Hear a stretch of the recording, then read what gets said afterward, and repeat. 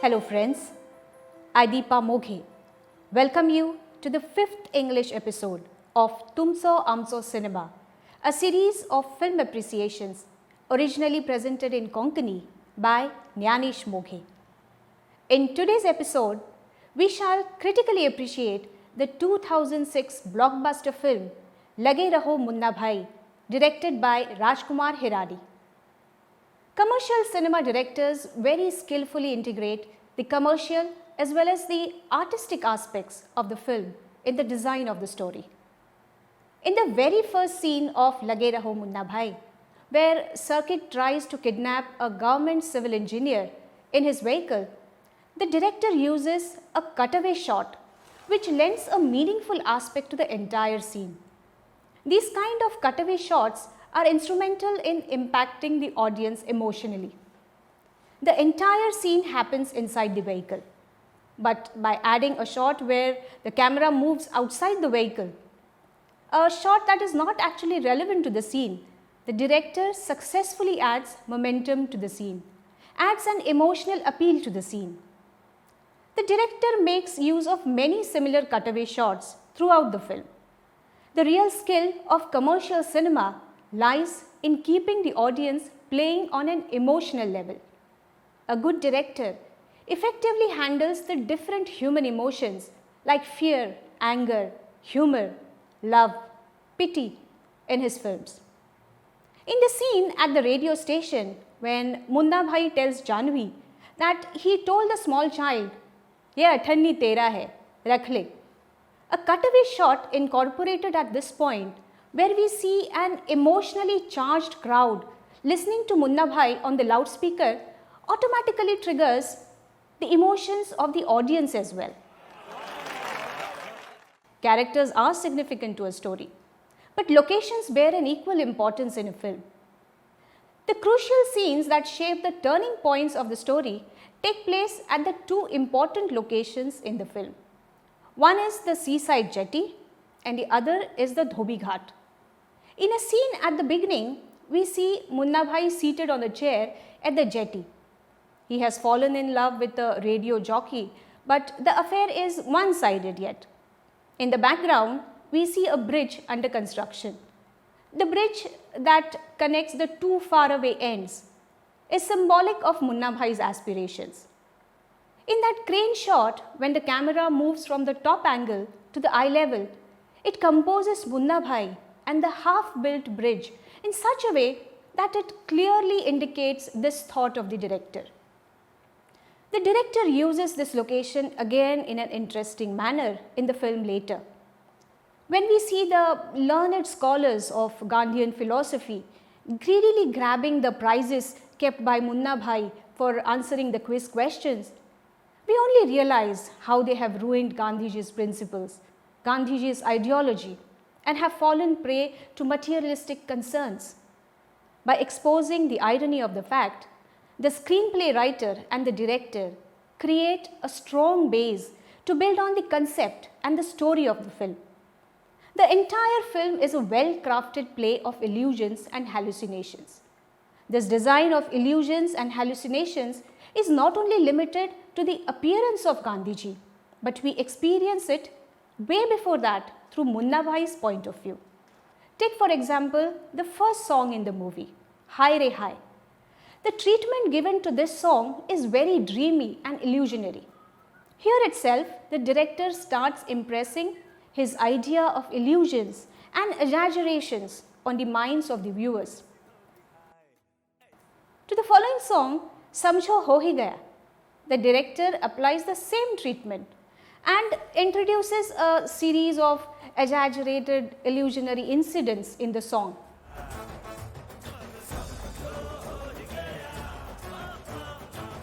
And while doing so, at a certain point, he relates it to the concept of surrealism, well known in the world of art. When Munna Bhai visits a psychologist to seek advice, in that clinic, we see a prominent, huge portrait of the famous painter Salvador Dali, who was the proponent of surrealism.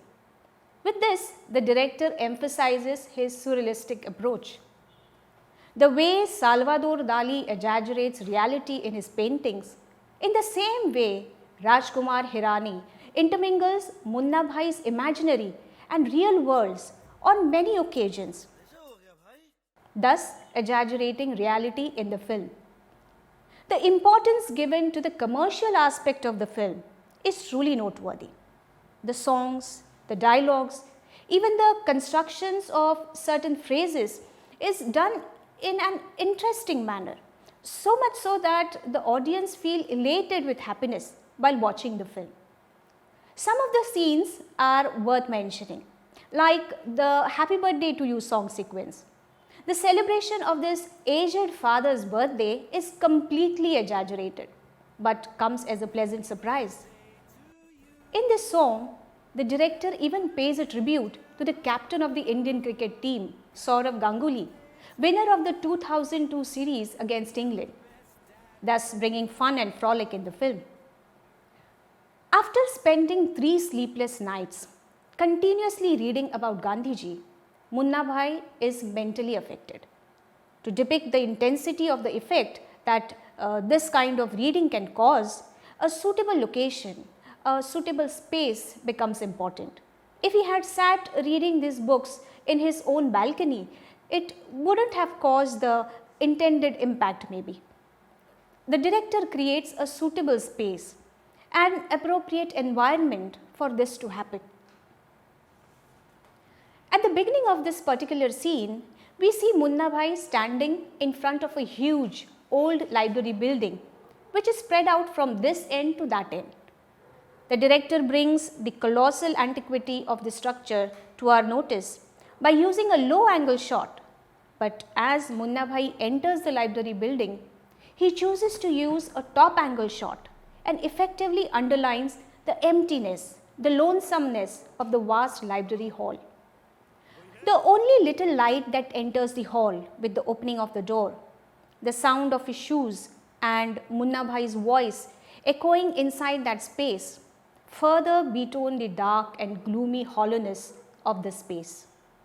In this manner, the director introduces us to the long forgotten, long lost Gandhism that lies someplace remote in our minds. The director is apt in making appropriate choices of locations to create the right ambience for the story to unfold. The huge library structure seems the most suitable place for Munna Bhai to meet Gandhiji, and he does. The makeup used for Gandhiji's character is worth a mention. His appearance is not really conventional. His face appears corroded, as if covered in rust. The true face of forgotten Gandhism in today's world. One of the 2 important locations that were mentioned earlier is the Dhobi Ghat, a place where launderers are seen washing away dirt from clothes. In the first scene at this location, we see Munna Bhai emptying his glass of liquor into the waters of the Dhobi Ghat, implying the beginning of the purification of his thoughts. An important scene that proves to be the turning point of the film takes place at this very location. Munna Bhai has slapped circuit. After this incident, when the following day's scene begins, through the window shutters, we first see the visuals of people washing and cleaning clothes at the Dhobi Ghat. And we see Munna Bhai praying. The director intends to draw a parallel between the 2 visuals. Washermen beating the clothes to free them from dirt, and Munna Bhai ardently praying to free himself from his guilt. In the same scene later, Gandhiji appears and advises Munna Bhai to apologize, which is completely against Munna Bhai's nature. It is extremely difficult for him. Once again, the location of the jetty comes into picture. We see Circuit sitting alone at the jetty. He too is very sad. Munna Bhai comes to the jetty to apologize to Circuit. By asking Munna Bhai to apologize, Gandhiji is actually putting his courage to test. We see visuals of the surging sea waves in the background, cut to a low angle shot of Munna Bhai's heavy footsteps, suggesting the burden of pain. Cut to a top angle shot. The raging sea waves depict Munna Bhai's dilemma, his inner conflict. It is difficult for him to face circuit. He talks with his back turned. The disquiet sea still occupies the background. At that instant, Munna Bhai apologizes and both embrace each other. In that top angle shot, at that moment, we see the sea wave receding into the sea, gradually pacifying. The conflict has ended. The turmoil is quietened. The mind is relieved of its burden. To trigger the emotions of the audience, commercial filmmakers use their own special tricks. If they want to make the audience cry during a particular scene, they will bring tears into the eyes of the crucial characters in that scene, making use of cutaways. Audience start empathizing and feeling the pain of these characters, thus getting carried away by emotions.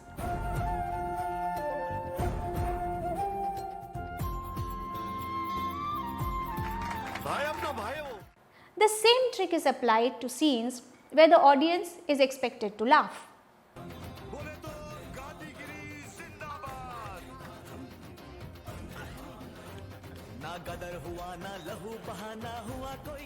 If these cutaway shots of different crying and laughing characters are skipped, one will realize that the impact of these scenes reduces significantly.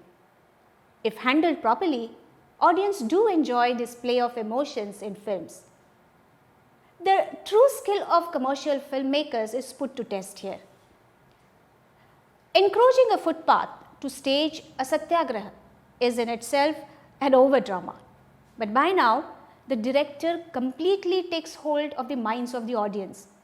In fact, even Gandhiji would not have agreed to the idea of satyagraha of this sort, staged by encroaching the footpath, blocking the regular pathways and causing inconvenience to ordinary people. But once the director convinces and captures the minds of the audience, he gains the freedom of using Gandhiji as a medium to convey his own ideas, his own thoughts.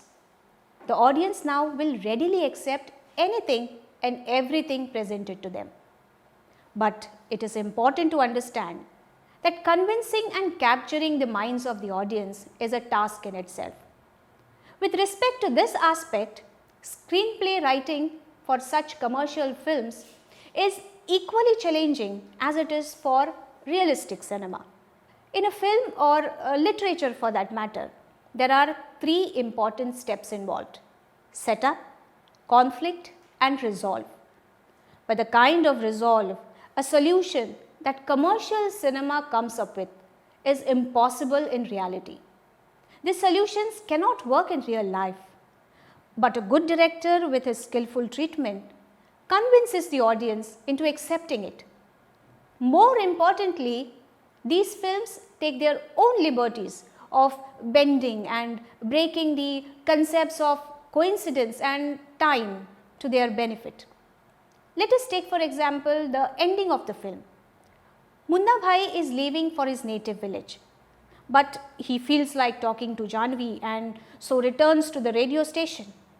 There he understands about Simran's marriage and her problem.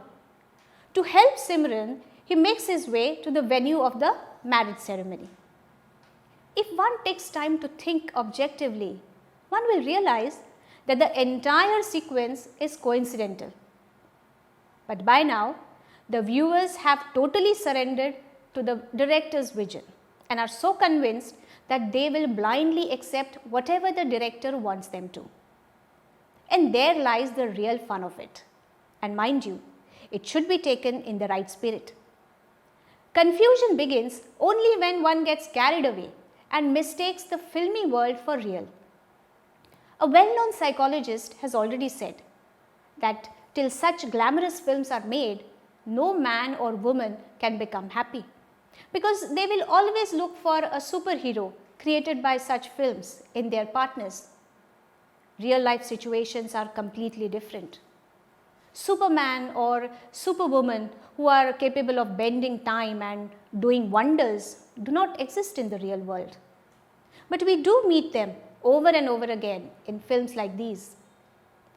Though Lage Raho Munna Bhai is a commercial cinema, one has to accept that it is a well-crafted film, worthy of appreciation.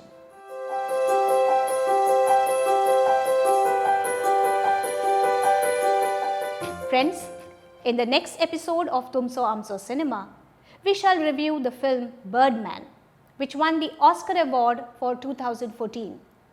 In this film also we come across the play of illusions and hallucinations, but we will see how it is treated differently.